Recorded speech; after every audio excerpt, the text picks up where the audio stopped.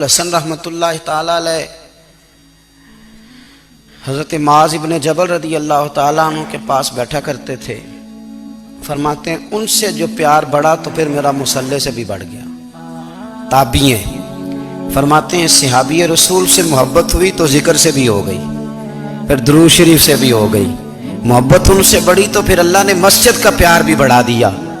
آپ فرماتے ہیں کہ میری ہر وقت طبیعت چاہتی تھی کہ بس اللہ اللہ کروں، بس اللہ اللہ کروں، بس نہ میں ذرا تھوڑی جان چھڑاؤں لوگوں سے، کو 10 منٹ ملیں تو میں کو 4 نفل پڑھ لوں، میں تھوڑا سا نہ بچوں لوگوں سے، اور مجھے تسبیح ملے تو میں نہ کچھ 400-500 دفعہ استغفار پڑھوں، سبحان اللہ الحمدللہ اللہ اکبر لا حول ولا قوت الا باللہ، میں نہ تسبیحات پڑھوں۔ فرماتے ہیں کہ بچے تھے گھر میں 6-7، غربت تھی، کام ملتا کوئی نہیں تھا، اور میں کام چور نہیں تھا، کام ڈھونڈتا تھا، پر اللہ کی قدرت کے کام نہیں ملتا تھا۔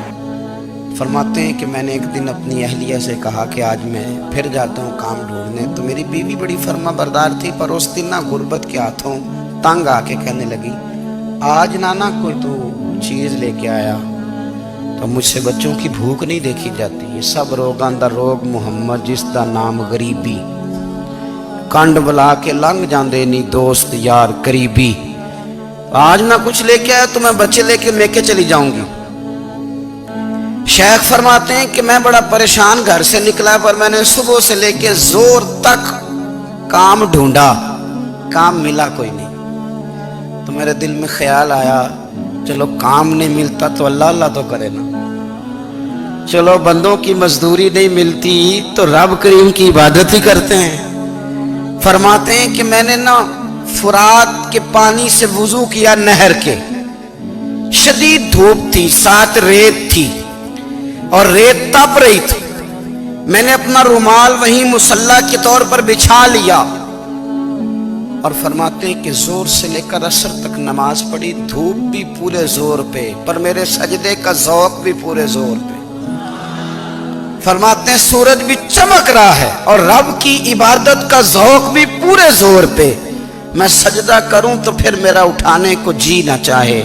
میرے استاد لکھا کرتے تھے، یہ ان کا شعر ہے، وہ کہا کرتے تھے مجھے سوز دے، مجھے ساز دے، اور مجھے نیم شب کا نیاز دے، دم سجدہ خود کو میں توڑ دوں، مجھے ایسا ذوق نماز دے، اور میں تیری بہار کا پھول ہوں، میں کھلا بھی ہوں تو تیرے لیے، مجھے میری شاخ سے توڑ لے، مجھے اپنی زلف کا ناز دے۔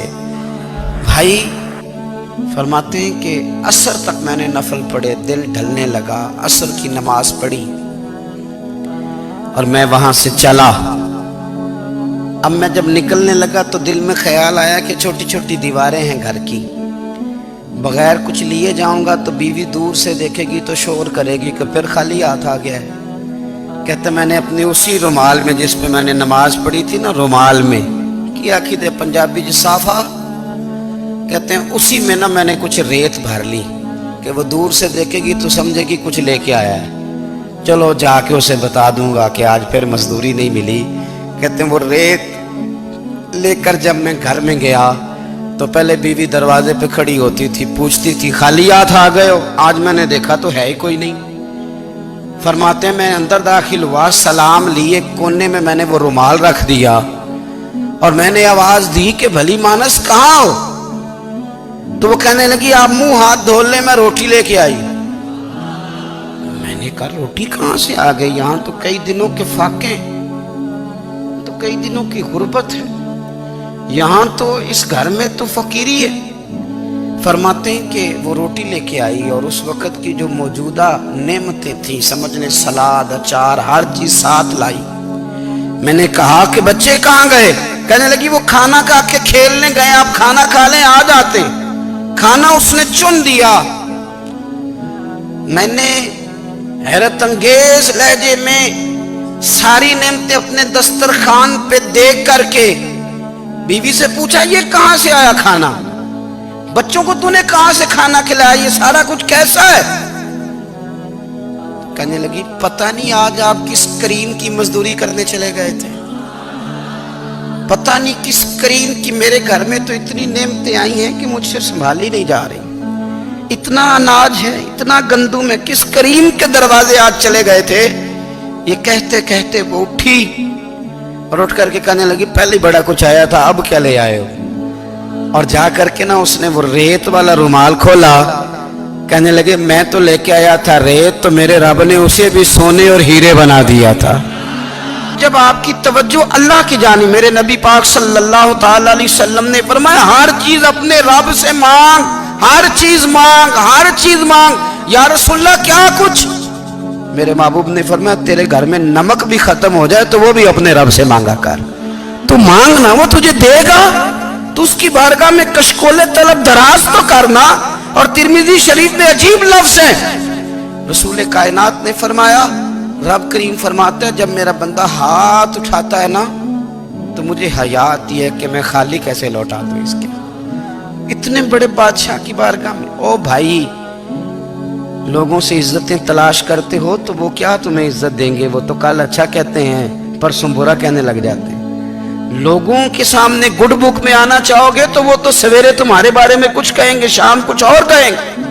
अपनी रूहानी जिंदगी आबाद करें, अपने मुसल्ले को वक्त दें और दुनिया से छुप कर इस मोबाइल को बंद करके और अपने आप से भी छुप के और तन्हा होके छुपा के सारा कुछ अपने आंसू अपने रब की बारगाह में पेश करें, उसके हुजूर हाजिरी दें। सुनो ना तिरमिज़ी की हदीस और इसे याद रखना। नबी पाक अलैहिस्सलाम ने फरमाया अपने दुख लोगों के सामने ना बयान करना, सेठों नवाबों को ना बताते फिरना, दुनियादारों के सामने जाके ना रोना कि मैं तकलीफ में हूं। पर मैं अगर दुनियादारों को दुख बताओगे रब तुम्हें कभी गनी नहीं करेगा। और लोग हैं कि उल्टा मजाक उड़ाएंगे। आपकी जिससे बड़ी पक्की यारी है ना, पक्की, वो तब तक पक्की है जब तक आपने 50,000 मांगा नहीं। और जिस वक्त आपने कह दिया कि मैं मजबूर हूं मेरी मदद कर, तो फिर खत्म हो गई दोस्ती। लोगों की ताल्लुकात आपके साथ तब तक हैं जब तक आप उनसे कोई जरूरत वाबस्ता नहीं करते। करीम महबूब फरमाने लगे बंदों के सामने दुख ना बयान करना, अल्लाह तुझे कभी गनी नहीं करेगा। तो अपने दुख अपने रब को बता, तू दुआएं मांग, तू उसकी बारगाह में हाजिर हो, तू उसके हुजूर अर्ज कर। फरमाया अपने दुख अपने रब को बता, वो जल्दी करे या देर से करे तुझे सारी दुनिया से बेनियाज कर देगा, तुझे किसी का मोहताज नहीं रहने दे।